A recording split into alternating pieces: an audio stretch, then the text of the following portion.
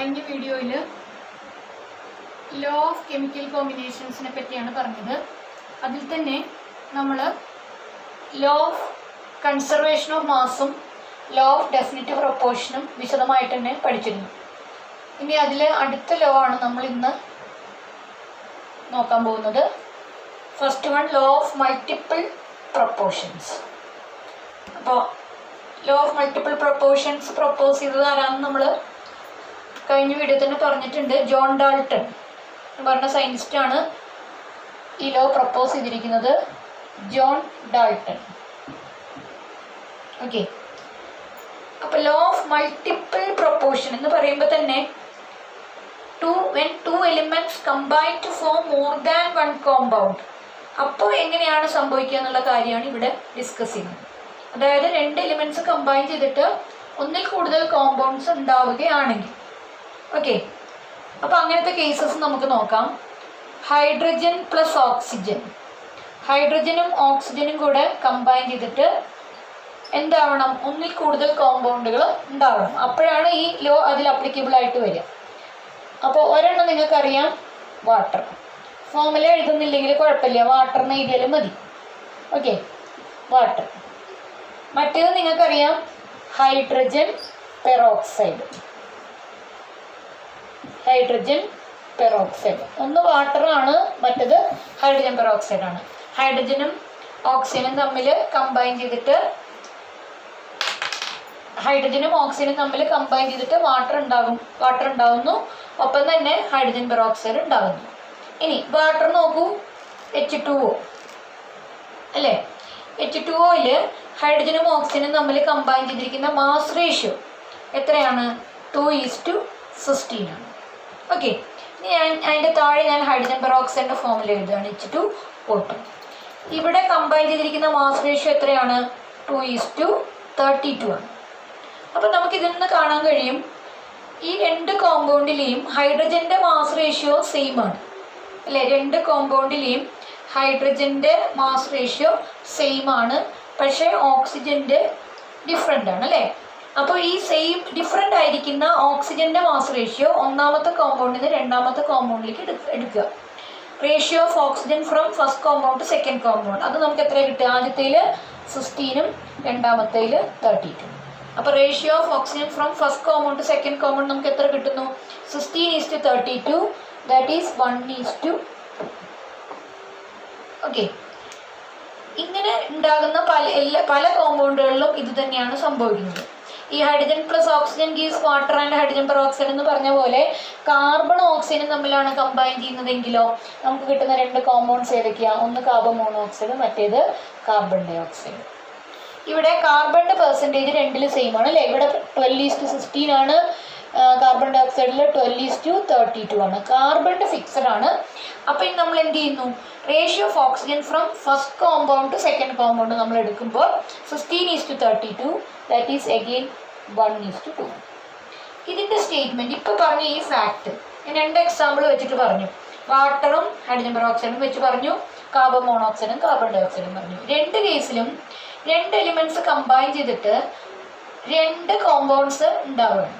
അപ്പോൾ കാർബണും ഓക്സിജനും കമ്പൈൻ ചെയ്യുമ്പോൾ രണ്ട് പോസിബിലിറ്റി ഉണ്ട്. കാർബൺ മോണോക്സൈഡും ഉണ്ടാവാം, കാർബൺ ഡൈ ഓക്സൈഡും ഉണ്ടാവാം. ഹൈഡ്രജനും ഓക്സിജനും തമ്മിൽ കമ്പൈൻ ചെയ്തിട്ട് വാട്ടറും ഉണ്ടാവാം, ഹൈഡ്രജൻ പെറോക്സൈഡ് ഉണ്ടാവും. ഇതിലെല്ലാത്തിലും ഈ ഓരോ എലിമെൻറ്റിൻ്റെ പ്രൊപ്പോർഷൻ രണ്ട് കോമ്പൗണ്ടിലും സെയിം ആണ്. ഇതിൽ ഹൈഡ്രജൻ്റെ സെയിം ആണ്, ഇതിൽ കാർബണിൻ്റെ സെയിം ആണ്. എന്നിട്ട് ഡിഫറെൻ്റ് ആയിട്ടുള്ള എലിമെൻറ്റ് ഏതാണോ അതിൻ്റെ മാസ് റേഷ്യോ ഫസ്റ്റ് കോമ്പൗണ്ടിൽ നിന്ന് സെക്കൻഡ് കോമ്പൗണ്ടിലേക്ക് എടുത്താൽ അത് സിമ്പിൾ ഹോൾ നമ്പർ റേഷ്യോ ആയിരിക്കും എന്നാണ് ഈ ലോ പറയുന്നത്. ഓക്കെ, ഇനി ഈ ലോയുടെ സ്റ്റേറ്റ്മെൻറ്റ് നമുക്ക് നോക്കാം. If two elements can combine to form more than one compound, the masses of one element that combine with a fixed mass of the other element are in the ratio of small whole numbers. Okay, ഒന്നുകൂടെ പറയാം. If two elements can combine to form more than one compound, the masses of one element that combine with a fixed mass of the other element are in the ratio of small whole numbers. Okay, അപ്പോൾ ഇപ്പോൾ നമുക്കിത് equation ഈ formula എഴുതിയിട്ടാണ് കണ്ടുപിടിച്ചതെങ്കിൽ അന്ന് അവർക്ക് ഇത് ഫോമുലയെന്നല്ല, അതല്ലാതെ ഹൈഡ്രജനും ഓക്സിജനും കമ്പൈൻ ചെയ്യുമ്പോൾ വാട്ടർ ഉണ്ടാവുന്നുണ്ട്, ഹൈഡ്രജനും ഓക്സിജനും ചെയ്യുമ്പോൾ ഹൈഡ്രജൻ പെറോക്സൈഡ് ഉണ്ടാവുന്നുണ്ട് എന്നുള്ളത് കണ്ടുപിടിച്ചിട്ടുണ്ട് അന്നത്തെ കാലഘട്ടത്തിൽ തന്നെ. ഓക്കെ, ഈ ലോയും വളരെ മുമ്പ് തന്നെ, വളരെ 1803 വളരെ വർഷങ്ങൾക്ക് മുന്നേ വന്ന ഒരു ലോ ആണ്. അപ്പോൾ ആ സമയത്ത് ഈ കണ്ടുപിടുത്തം വളരെ മേന്മയേറിയത് തന്നെയാണ്. ഓക്കെ, ഇനി നമുക്ക് അടുത്ത ലോയിലോട്ട് കിടക്കാം.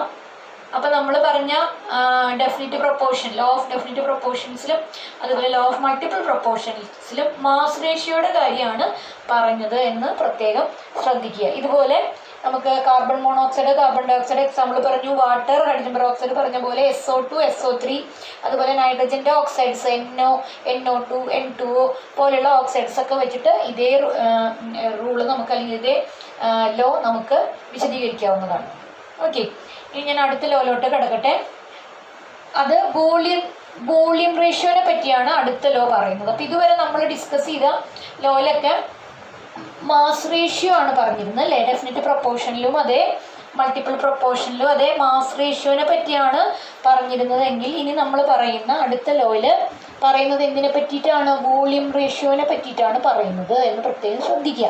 അപ്പോൾ അത് അടുത്ത ലോയിലെ പേരിൽ തന്നെ അതുണ്ട്, ഗേ-ലൂസാക്സ് ലോ ഓഫ് കമ്പൈനിങ് വോളിയംസ് അല്ലെങ്കിൽ ഗേഷ്യസ് വോളിയംസ് എന്നാണ് അതിൻ്റെ പേര്.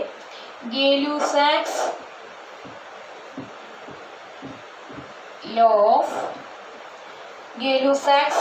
law of combining volumes. Gay-Lussac's law of combining volumes അല്ലെങ്കിൽ gaseous volumes. അപ്പോൾ സയൻറ്റിസ്റ്റിൻ്റെ പേര് അതിൽ തന്നെ ഉണ്ട്, ഗേ-ലുസാക്ക് എന്ന് പറയുന്ന സയൻറ്റിസ്റ്റാണ്. Year 1808.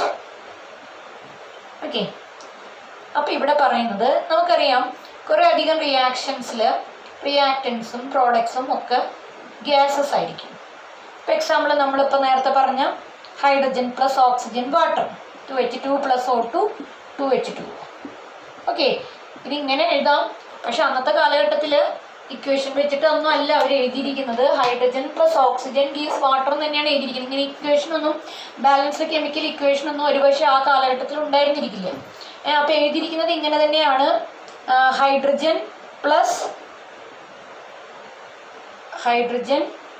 Plus oxygen gives water. Okay, 2H2 + O2 gives 2H2O എന്നല്ല, ഹൈഡ്രജനും ഓക്സിജനും കമ്പൈൻ ചെയ്ത് വാട്ടർ ഉണ്ടാകുന്നു. ഇതൊരു ഗേഷ്യസ് റിയാക്ഷൻ ആണ്. ഗേഷ്യസ് റിയാക്ഷൻ എന്ന് പറഞ്ഞാൽ റിയാക്റ്റൻസ് ഗ്യാസാണ്, പ്രൊഡക്റ്റ് ഗ്യാസാണ്. ഇങ്ങനെ ഗ്യാസുകൾ കമ്പൈൻ ചെയ്യുന്ന സമയത്ത് the volumes in which they combine are in the simple whole number ratio. ഇവരുടെ റേഷ്യോ അറ്റ് എപ്പോഴാണ്? Constant temperature and pressure. ഇവർ കമ്പൈൻ ചെയ്യുന്ന വോളിയത്തിൻ്റെ ratio simple whole number ratio ആയിരിക്കും at constant temperature and pressure എന്നാണ് ഈ ലോ പറയുന്നത്. അപ്പോൾ ഞാൻ ഒന്നുകൂടെ പറയാം.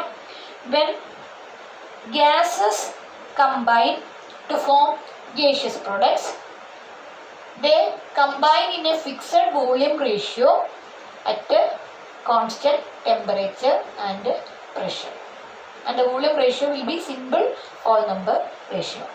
Okay, ഇപ്പോൾ എന്താണ്, ഇപ്പോൾ ഹൈഡ്രജൻ്റെ കേസും ഓക്സിജൻ്റെ ഹൈഡ്രജനും ഓക്സിജനും കൂടെ കമ്പൈൻ ചെയ്ത് വാട്ടർ ആവുന്ന ഈ കേസ് ഉണ്ടല്ലോ, ഈ കേസിൽ വോളിയം റേഷ്യോ 2:1:2 ആണ്. 2:1:2. അതായത് 2 വോളിയം ഹൈഡ്രജൻ 1 വോളിയം ഓക്സിജനുമായിട്ട് കമ്പൈൻ ചെയ്ത് 2 വോളിയം വാട്ടർ ആവും. അതായത് 100 ml ആണ് ഹൈഡ്രജൻ കമ്പൈൻ ചെയ്തെങ്കിൽ ഓക്സിജൻ എത്ര മതി? 50 ml മതി. വാട്ടർ എത്ര ഫോം ചെയ്യും? 100 തന്നെ. എത്രയാണോ നമ്മൾ ഹൈഡ്രജൻ എടുത്തിരിക്കുന്നത് അത്രയും തന്നെ വാട്ടർ ഫോം ചെയ്യും. അപ്പോൾ ഒന്നുകൂടെ ലോയുടെ സ്റ്റേറ്റ്മെൻറ്റ് പറയാം. When gases combined or produced in A chemical reaction, they do so in a simple ratio by volume provided all gases are at the same temperature and pressure. Okay, ഒന്നുകൂടെ ഞാൻ പറയാം, അല്ല ഒന്നുകൂടെ state ചെയ്യാം. When gases combine or are produced in a chemical reaction, they do so in a simple ratio by volume provided all gases are at the same temperature and pressure. അപ്പോൾ ഈ law പറയുമ്പോൾ ചിലപ്പോൾ നമ്മൾ reactance combine ചെയ്യുന്ന ratio മാത്രം പറയുകയാണെങ്കിൽ ഈ കേസിൽ 2:1. ഓക്കെ, പ്രൊഡക്റ്റിൻ്റെയും കൂടെ റേഷ്യോ എടുക്കുകയാണെങ്കിൽ 2:1:2. ഓക്കെ, അന്നത്തെ കാലത്ത് ഇക്വേഷൻ ഇല്ലാതെ തന്നെ ഇതിങ്ങനെ കണ്ടുപിടിച്ചു എന്നുള്ളതാണ് ഞാൻ നേരത്തെ ലോയിൽ പറഞ്ഞ പോലെയുള്ള ഇതിൻ്റെ മെയിൻ. ഇന്ന് നമുക്ക് സുഖമായിട്ട് ഇത് എഴുതാം. ഇപ്പോൾ 2H2 ഇന്ന് നമ്മളോട് ഇത് പെട്ടെന്ന് വോളിയം റേഷ്യോ എഴുതാൻ പറഞ്ഞാൽ നമ്മൾ ചെയ്യേണ്ടത് ബാലൻസ്ഡ് കെമിക്കൽ ഇക്വേഷൻ എഴുതുക, എന്നിട്ട് അതിൻ്റെ കോഎഫിഷ്യൻസ് എടുക്കുക. ഇത് 2, ഇത് 1, ഇത് 2. So what is the volume ratio? 2:1:2. Okay, ഇനി അതേപോലെ അമോണിയയുടെ റിയാക്ഷൻ. അമോണിയയുടെ റിയാക്ഷനിൽ സിമിലർ വേയിൽ നമ്മൾ ആലോചിക്കുകയാണെങ്കിൽ, ഇതേപോലെ നമ്മൾ അമോണിയയുടെ കേസ് ആലോചിക്കുകയാണെങ്കിൽ നമുക്കറിയാം അമോണിയയുടെ ഇക്വേഷൻ വളരെ ചെറിയ ക്ലാസ്സിലോട്ട് നമ്മൾ കാണാതെ പഠിക്കുന്നതാണ് അല്ലേ. 2 + 3H2 ഗിവിങ് 2NH3. അപ്പോൾ വോളിയം റേഷ്യോ എന്താണ്? 1:3:2. ഓക്കെ, അപ്പോൾ ഇങ്ങനെ ഗ്യാസുകൾ കമ്പൈൻ ചെയ്ത് ഗ്യാസസ് പ്രൊഡക്ഷൻ ഉണ്ടാകുമ്പോൾ ഇതിൽ കമ്പൈൻ ചെയ്യുന്ന വോളിയത്തിൻ്റെ റേഷ്യോ സിമ്പിൾ നമ്പർ റേഷ്യോ ആയിരിക്കും. ഇപ്പോൾ ഈ ഗ്യാസുകളെല്ലാം കോൺസ്റ്റന്റ് ടെമ്പറേച്ചറിലും പ്രഷറിലുമാണ് നമ്മൾ എല്ലാ ഗ്യാസും എടുത്തിട്ടുള്ളത് എങ്കിൽ എന്നാണ് Gay Lussac's law of gaseous volume അല്ലെങ്കിൽ കമ്പൈനിങ് വോളിയം പറയുന്നത്. ഓക്കെ, ഇപ്പം ഇങ്ങനെ ഒരു സെൻറ്റൻസ് തന്നിട്ട് 100 ml of hydrogen combine with 50 ml of oxygen to get 100 ml of water. ഏത് ലോ ആണ്? Which law of chemical combination is illustrated in the above statement എന്ന് ചോദിച്ചാൽ ഗേ-ലൂസാക്സ് ലോ ആണെന്ന് പറയാൻ കഴിയണം. ഡയറക്റ്റ് സ്റ്റേറ്റ്മെന്റ് ചോദിക്കാൻ സാധ്യതയില്ല. എങ്ങനെയാണ് ചോദിക്കുക? 100 ml of hydrogen react with 50 ml of oxygen to form 100 ml of water. Which law of chemical combination is illustrated in the above state? അപ്പോൾ ml കണ്ടാൽ മനസ്സിലാക്കണം അത് വോള്യമാണ്, വോള്യത്തിൻ്റെ യൂണിറ്റ് ആണ്. അപ്പോൾ അത് ഗേ-ലൂസാക്സ് ലോ ആണെന്ന് മനസ്സിലാക്കാം. നേരത്തെ പറഞ്ഞ മൾട്ടിപ്പിൾ പ്രൊപ്പോർഷനിലും ഡെഫിനിറ്റ് പ്രൊപ്പോർഷനിലൊക്കെ മാസ് റേഷ്യോ ആയിരുന്നു എന്നുള്ളതും നമ്മൾ തിരിച്ചറിയണം. ഓക്കെ, അപ്പോൾ ഇത്രയാണ് നമ്മുടെ ലോ ഓഫ് കെമിക്കൽ കോമ്പിനേഷൻസ്. ഇനി ഇതുമായി ബന്ധപ്പെട്ട് ഒരു ലോയും കൂടെ ടെസ്റ്റിൽ പറയുന്നുണ്ട്, പക്ഷെ അത് ലോ ഓഫ് കെമിക്കൽ കോമ്പിനേഷൻ എന്നുള്ള ഗണത്തിൽ നമ്മൾ പെടുത്തില്ല. കാരണം ലോ ഓഫ് കെമിക്കൽ കോമ്പിനേഷനിലൊക്കെ പറയുന്നത് ആറ്റംസ് കമ്പൈൻ ചെയ്ത് റിയാക്ഷൻസ് നടക്കുമ്പോൾ അല്ലെങ്കിൽ കോമ്പൗണ്ട്സ് ഉണ്ടാക്കുമ്പോൾ അവർ കമ്പൈൻ ചെയ്യുന്ന മാസിൻ്റെ റേഷ്യോ എങ്ങനെയാണ്, വോളിയത്തിൻ്റെ റേഷ്യോ എങ്ങനെയൊക്കെയാണെന്നൊക്കെയാണ് പറയുന്നത്. പക്ഷെ അവോഗാഡ്രോ ലോ അതിൽ നിന്ന് കുറച്ച് ഡിഫറെൻ്റ് ആണ്. ഗേഷ്യസ് വോളിയത്തിനെ പറ്റിയാണ് പറയുന്നത്, പക്ഷേ ഇതിൽ നിന്ന് കുറച്ച് ഡിഫറെൻ്റ് ആണ്. അതുകൊണ്ട് അത് സെപ്പറേറ്റ് ആയിട്ടാണ് പഠിക്കുക. അവോഗാഡ്രോനെ പറ്റിയിട്ട് ഒരുപാട് കേട്ടിട്ടുണ്ടാവും. അവോഗാഡ്രോ നമ്പറൊക്കെ നിങ്ങൾക്ക് നല്ല പരിചയമുണ്ട് അല്ലേ? അവോഗാഡ്രോ നമ്പർ നമ്മൾ കെമിസ്ട്രിയിൽ വളരെയധികം ഉപയോഗിക്കുന്ന ഒരു നമ്പറാണ് Avogadro number.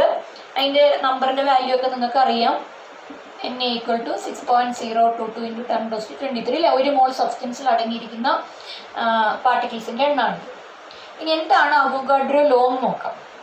Okay, Avogadro law പറയുന്നത് equal volumes of all gases under the similar conditions of temperature and pressure contains equal number of molecules ആണ്. ചെറിയ ക്ലാസ്സിലൊക്കെ ഇത് പഠിച്ചിട്ടുണ്ടാവും. അതായത് ഇപ്പം നമ്മൾ 2 ലിറ്റർ കാർബൺ ഡൈ ഓക്സൈഡ് എടുത്തു, അതുപോലെ 2 ലിറ്റർ ഓക്സിജൻ എടുത്തു. ഇവർ രണ്ടുപേരും എടുത്തിരിക്കുന്ന ഫിസിക്കൽ കണ്ടീഷൻസ് ആയ ടെമ്പറേച്ചർ പ്രഷറൊക്കെ സെയിം ആണ്. എന്നിട്ട് ഈ 2 ലിറ്റർ കാർബൺ ഡൈ ഓക്സൈഡിൽ എത്ര കാർബൺ ഡൈ ഓക്സൈഡ് മോളിക്യൂൾ ഉണ്ട് എന്ന് എണ്ണുകയാണ്. അതുപോലെ 2 ലിറ്റർ ഓക്സിജനിലും എത്ര ഓക്സിജൻ മോളിക്യൂൾ ഉണ്ട് എന്ന് നമ്മൾ എണ്ണി തിട്ടപ്പെടുത്തിയാൽ രണ്ടും സെയിം ആയിരിക്കും എന്നാണ് അവോഗാഡ്രോ ലോ പറയുന്നത്. ഓക്കെ, അപ്പോൾ ഒന്നുകൂടെ പറയാം. Equal volumes of all gases under the same temperature and pressure contains same number of molecules. Okay, equal volumes of all gases under the similar conditions of temperature and pressure contains equal number of molecules. Okay, അപ്പോൾ അതായത് ഇപ്പോൾ ഇതേപോലെ 2 litre വേറൊരു gas ആണെന്ന് എടുക്കുക, hydrogen ആണെന്ന് എടുക്കുക. ഏതാണെങ്കിലും ഇവിടെ എന്തായിരിക്കണം, ഒരു കണ്ടീഷൻ മാത്രമേ ഉള്ളൂ. 3 പേരും എടുത്തിരിക്കുന്ന ടെമ്പറേച്ചറും അതുപോലെ തന്നെ പ്രഷറും സെയിം ആയിരിക്കണം. അങ്ങനെ ആകുമ്പോൾ ഇതിലെല്ലാത്തിലും ഇപ്പം ഇതിന്ന് എണ്ണിയിട്ട് നിങ്ങൾക്ക് എക്സ് എന്ന് ആൻസർ കിട്ടിയാൽ ഇത് എണ്ണിയാലും നിങ്ങൾക്ക് എത്ര തന്നെ ആൻസർ കിട്ടും? എക്സ് തന്നെ കിട്ടും. ഇത് എണ്ണിയാലും എക്സ് തന്നെ ആൻസർ കിട്ടും. മനസ്സിലായല്ലോ? അതാണ് ഇവിടെ പറയുന്നത്. Equal volumes of all gases under the similar conditions of temperature and pressure contains equal number of molecules. ഇതിൻ്റെ കോൺസിക്വൻസസ് ആയിട്ടാണ് നമ്മൾ പറയുമ്പോൾ ഇവിടെ നമ്മൾ അവോഗാഡ്രോ നമ്പർ എഴുതി വെച്ചിട്ടുണ്ട് അല്ലേ. Na = 6.022 × 10⁻23 എഴുതിയിട്ടുണ്ട്. ഒരു മോൾ സബ്സ്റ്റൻസിൽ ഉള്ള പാർട്ടിക്കിൾസിൻ്റെ എണ്ണമാണ് അവഗാഡ്രോ നമ്പർ. അപ്പോൾ 1 മോൾ ഗ്യാസിൻ്റെ വോളിയം, 1 മോൾ ഗ്യാസ് അതിൻ്റെ volume of 1 mole of a gas, അത് നമ്മൾ എന്ത് പറയും? മോളാർ വോളിയം എന്ന് പറയും. Volume of 1 mole of a gas, അതിൻ്റെ വോളിയത്തിന് നമ്മൾ എന്ത് വിളിക്കും? Molar volume. ഓക്കെ, അതായത് 6.022 × 10⁻23 ഇത്രയും കാർബൺ ഡൈ ഓക്സൈഡ് ഉണ്ടെങ്കിൽ അതിൻ്റെ വോളിയമാണ് എന്ത്? Molar volume of carbon dioxide. Okay, അതുപോലെ 6.022 × 10⁻23 ഓക്സിജൻ ഉണ്ടെങ്കിൽ അതിൻ്റെ വോളിയമാണ് മോളാർ വോളിയം ഓഫ് ഓക്സിജൻ. അപ്പോൾ ആദ്യത്തെ കേസിൽ molar volume of carbon dioxide, ഇത്രയും മോളിക്യൂൾസ് കാർബൺ ഡൈ ഓക്സൈഡിൻ്റെ വോളിയം. രണ്ടാമത്തെ കേസിൽ ഇത്രയും മോളിക്യൂള് ഓക്സിജൻ്റെ വോളിയത്തിന് എന്താ പറയുക? Molar volume of oxygen. അപ്പോൾ അവഗാഡ്രോ നമ്പർ പ്രകാരം എന്താണ്? വോളിയം സെയിം ആണെങ്കിൽ എണ്ണം സെയിം ആണ് അല്ലേ? അപ്പം ഇവിടെ എണ്ണം സെയിമാണ്. വോളിയം സെയിം ആണെങ്കിൽ എണ്ണം സെയിം ആണെന്നാണ് ആര് പറഞ്ഞിരിക്കുന്നത്? അവഗാഡ്രോ പറഞ്ഞിരിക്കുന്നത്. ഇവിടെ എന്താണ്? എണ്ണം സെയിം ആണ്. അപ്പം എന്ത് സെയിം ആവണം? വോളിയമും സെയിം ആവണം. എണ്ണം സെയിം ആണ്, രണ്ടുപേരുടെയും അവഗാഡ്രോ നമ്പറാണ് എടുത്തിരിക്കുന്നത്. അപ്പോൾ മോളാർ വോളിയം ആണ്. അപ്പോൾ മോളാർ വോളിയം രണ്ടിൻ്റെയും ഈക്വൽ ആയിരിക്കും. അത് എത്രയാണ് നമ്മൾ കണ്ടുപിടിച്ചിട്ടുണ്ട്? 22.4 ലിറ്റർ ആണ്. ഏത് കണ്ടീഷനിൽ? STP കണ്ടീഷനിൽ. STP എന്ന് പറഞ്ഞാൽ എന്താ? Standard temperature and pressure. Standard temperature നമ്മൾ 273 കെൽവിനാണ്. 273 Kelvin or 0 degree centigrade is taken as the standard temperature and 1 atmospheric pressure is taken as the standard pressure. അപ്പോൾ സ്റ്റാൻഡേർഡ് ടെമ്പറേച്ചറിലും പ്രഷറിലും ആണെങ്കിൽ മോളാർ വോളിയം എത്രയായിരിക്കും? 22.4 ലിറ്റർ ആയിരിക്കും എല്ലാ ഗ്യാസിൻ്റെയും. കാരണം അവഗാഡ്രോ പറഞ്ഞിട്ടുണ്ട് വോളിയം സെയിം ആണെങ്കിൽ നമ്പറും സെയിം ആയിരിക്കും, same conditions of temperature and പ്രഷറിലും. അപ്പോൾ ഇവിടെ എന്താണ്? നമ്പർ സെയിം ആണ്. അപ്പോൾ തിരിച്ച് വോളിയമും സെയിം ആയിരിക്കണം. അപ്പോൾ STPയിൽ എല്ലാ ഗ്യാസസിൻ്റെയും വോളിയം എത്രയാണ്? 22.4 ലിറ്റർ. ഓക്കെ, അപ്പോൾ നമുക്കിനി അടുത്ത ക്ലാസ്സിൽ Dalton's atomic theory, atomic mass, molecular mass പോലെയുള്ള കാര്യങ്ങൾ അടുത്ത വീഡിയോയിൽ നമുക്ക് ഡിസ്കസ് ചെയ്യാം. അപ്പോൾ ഈ വീഡിയോ ഇവിടെ കഴിയുകയാണ്. ഓക്കെ.